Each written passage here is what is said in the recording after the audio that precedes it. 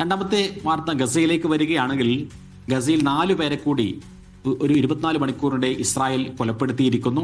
വെടിനിർത്തൽ എന്ന പേരിൽ ഇസ്രായേലും അമേരിക്കയും നടത്തിക്കൊണ്ടിരിക്കുന്ന ഒരു ചതിയാണിത് എന്ന തരത്തിൽ പലസ്തീൻ സംഘടനകൾ ആരോപിക്കുകയാണ്.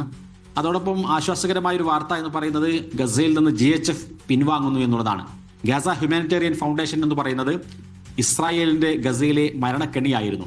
840-ലധികം ആളുകളെയാണ് ഭക്ഷണത്തിന് വരി നിന്ന ആളുകളെ GHF കേന്ദ്രങ്ങളിൽ നിന്ന് ഇസ്രായേൽ സേന കൊലപ്പെടുത്തിയിരുന്നത്. അപ്പോൾ ഗാസ ഹ്യൂമാനിറ്റേറിയൻ ഫൗണ്ടേഷൻ എന്ന് പറയുന്നത് അമേരിക്കയും ഇസ്രായേലും ചേർന്നുകൊണ്ട് ഗസയിൽ ഒരുക്കിയിട്ടുള്ള ഒരു ഭക്ഷണ കെണിയായിരുന്നു.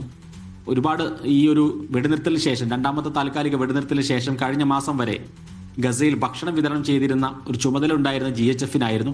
ആദ്യഘട്ടത്തിൽ അതൊരു അമേരിക്കൻ സഹായ സംഘടന എന്നെല്ലാം അറിയപ്പെട്ടിരുന്നെങ്കിൽ കൃത്യമായി മൊസാദിന്റെ ആസൂത്രണത്തോടു കൂടി ആളുകളെ കൊന്നൊടുക്കാൻ വേണ്ടി ഉണ്ടാക്കിയ ഒരു മരണക്കെണിയായിരുന്നു GHF എന്ന് എല്ലാവർക്കും അറിയാമായിരുന്നു. ഇപ്പോൾ ഔദ്യോഗികമായി തന്നെ GHF-ന്റെ പ്രവർത്തനം അവസാനിപ്പിക്കുകയാണ് എന്ന് ഇസ്രായേലും അമേരിക്കയും പ്രഖ്യാപിക്കുന്നു. അപ്പുറത്ത് വേറെയും നിരവധി ആക്രമണങ്ങൾ ഇസ്രായേൽ നടത്തിക്കൊണ്ടിരിക്കുന്നുണ്ട്. ഇന്നലെ 4 പേർ എന്ന് പറയുമ്പോൾ ആകെ ഈ ഒരു വെടിനിർത്തൽ കാലയളവിൽ മാത്രം കൊല്ലപ്പെട്ടവരുടെ എണ്ണം നോക്കുകയാണെങ്കിൽ 300 കടന്ന് മുന്നോട്ട് പോവുകയാണ്.